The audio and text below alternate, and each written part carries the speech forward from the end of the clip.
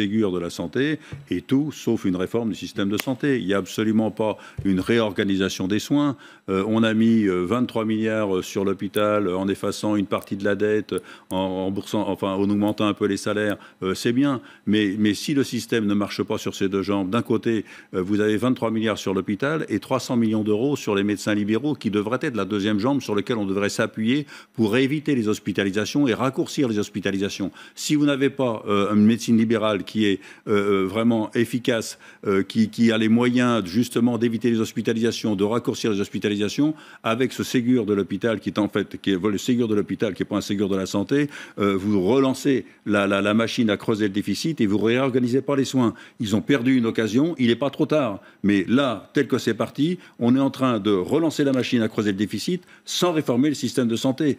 Les libéraux sont complètement oubliés. Pire, on voit un petit peu dans des tribunes du Monde Brigitte Dormont assassiner les libéraux, disant que si la vaccination patine actuellement, c'est parce que les libéraux ne se sont pas impliqués dans cette vaccination. Ça, vaut mieux lire ça que d'être aveugle. Hein.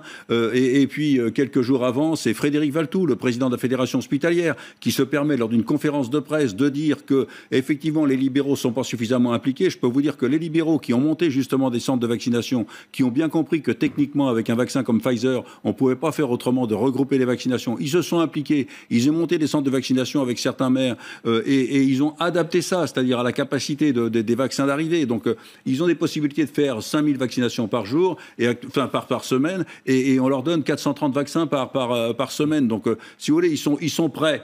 Et là, on se permet de les assassiner. Donc là, s'il n'y a qu'une seule réforme à faire, c'est une réforme du système de santé pour que les Français ne courent plus derrière un médecin traitant, parce que la France est en train de se désertifier de ses médecins libéraux. Hein, tout le monde peut le constater, que ce soit généraliste ou spécialiste, et rien n'est fait pour redonner de l'attractivité et faire en sorte que les jeunes s'installent et faire en sorte que les gens n'aillent pas à l'hôpital. On voit les EHPAD qui sont vraiment complètement touchés, mais aucune réflexion sur des immeubles intergénérationnels qui ferait que, plutôt que de construire des EHPAD où on concentrerait des personnes âgées et dépendantes, on ferait des immeubles intergénérationnels où on mettrait 3 à 4 studios pour des personnes âgées ou des 2 pièces pour des gens qui sont encore en couple, avec des mini-crèches. On pourrait en profiter pour réorganiser le système de soins. Or là, on voit qu'on est en train de gérer la pénurie, on est dans l'urgence, on ne fait rien pour réformer et on perd des occasions de réformer. Et le pays est prêt à ça. Pour la médecine libérale, avec des idées.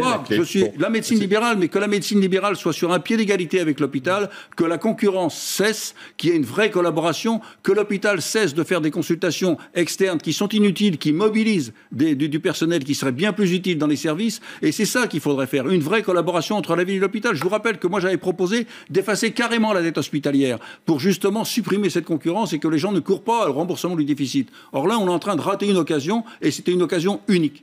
Comme vous dites, c'est pas trop tard. C'est pas trop tard, mais il faut se dépêcher.